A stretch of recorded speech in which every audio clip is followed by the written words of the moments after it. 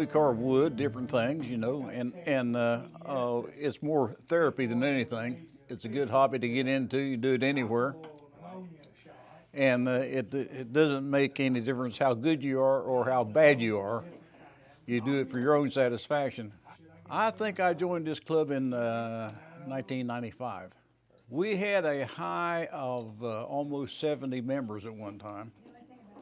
And through people moving away and retiring and dying and whatever, we're down to about a dozen or so that show up. Oh, we make spoons and Santa Clauses and wood spirits and all kinds of that kind of stuff. You get you a carving book and thumb through it, and we do all that. If you make a Santa Claus, the next time you make it, it's a little bit better, and so forth. And so we all go through that. There's no judging.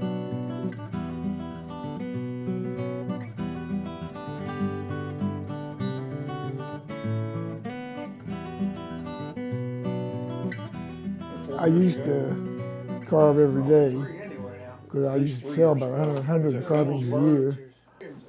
Still got some things in Moorhead Folk Art Center. I was one of the first members in this club. There was a guy from Olive Hill that put an ad in the paper. He wanted to know if we could start a carving club here in Ashland. And they met down at the Ashland Area Art Gallery there on Winchester. I enjoy carving and everything. I got lost in it. But like I say, I used to do it every day, but I don't anymore. I carve these things, but I don't carve anything like that anymore because I can't make my hands work right. I come down here and fool around like this, and I'm just fooling around with that. I joined some Facebook groups and just asked around. I live in Huntington, so it's about a 35-minute drive for me. But somebody mentioned the club, and I just came down and introduced myself and started hanging out, Only been carving since COVID, so little over 4 years. And there's been some breaks because I've cut myself or what have you. But yeah, I like it a lot. It's one of my favorite things to do. First thing Roy down there said when I walked in, he said, "My name's Roy. What do you want to learn?" So anytime I got a question, they're very helpful and kind. And it's a great place to hang out. Once you do something you like, you like to show it to people, So it gives you a forum for that, bring it in, show what you've done over the last week or month or whatever, Other people will help you, if you're like, if you want to do a certain type of carving or whatever, there's usually somebody in a club that's done that and can help you get going, or tool selection or sharpening. Sharpening's the big thing. The hardest thing, really. It's harder than carving, in my opinion. A pocket knife you cannot carve with unless it's sharpened the right way. If normally it's sharpened like a wedge, it'll hold a good edge. A pocket knife will, but it won't cut. It won't cut a piece of wood like this will. This is cut at a real steep angle, so it'll slide through the wood like that. And that's the difference between a wood carving knife and a pocket knife. You can sharpen a pocket knife like that, but when you go to cut anything else, it's hard. It'll dull it real easy because it's such a fine edge.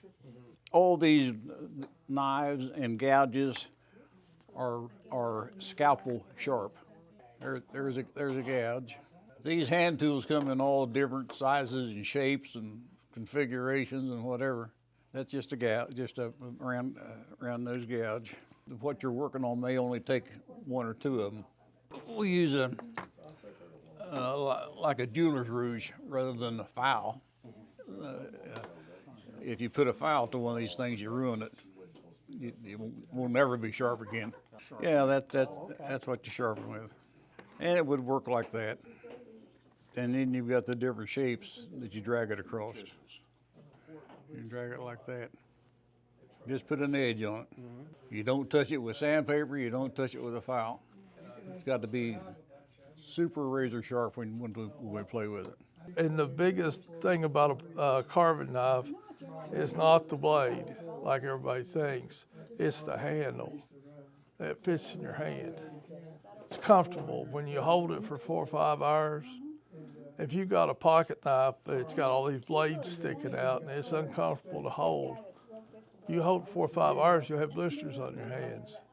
So you want a knife that's comfortable in your hand, you can hold for a long time. This was the very first thing I made at this club. They gave me a piece of wood and said, here, make a Santa Claus.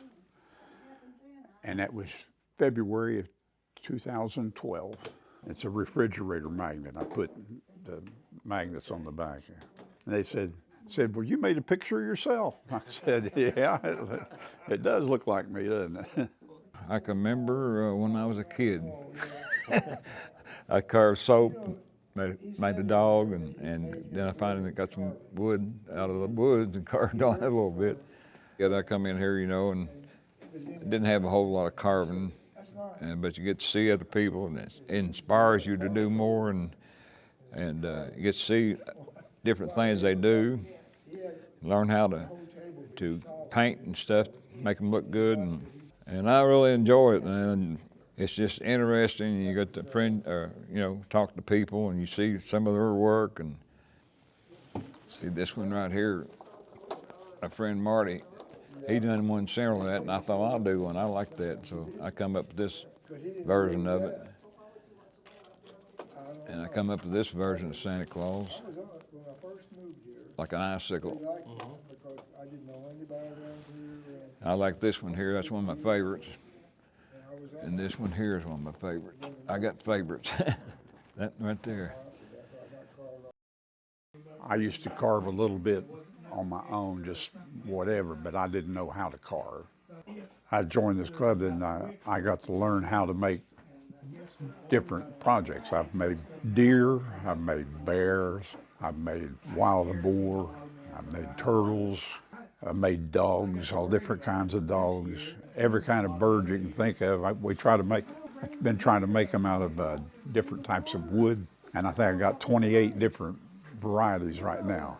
Every one of these birds are a different type of wood. Most of them were supplied to me blanks by Marty Holderby as a challenge to see if I could work them down. Some of them are extremely hard wood and they're very difficult to carve, and that would be the most hardest would be this Osage orange and this tiger maple, this English walnut. They're extremely dense and hard to carve. But the softer woods like this one here, this is sumac. You say, I didn't know sumac grew big enough that you could make a bird out of it, but you can. This is buckeye. And this is butternut. This one right here is hickory. But they're all different types of wood here. I got spalted oak and whatever. We have men and women that's in our club that carve. We got some women that, oh my gosh, you talk about great wood carvers. Really, really good.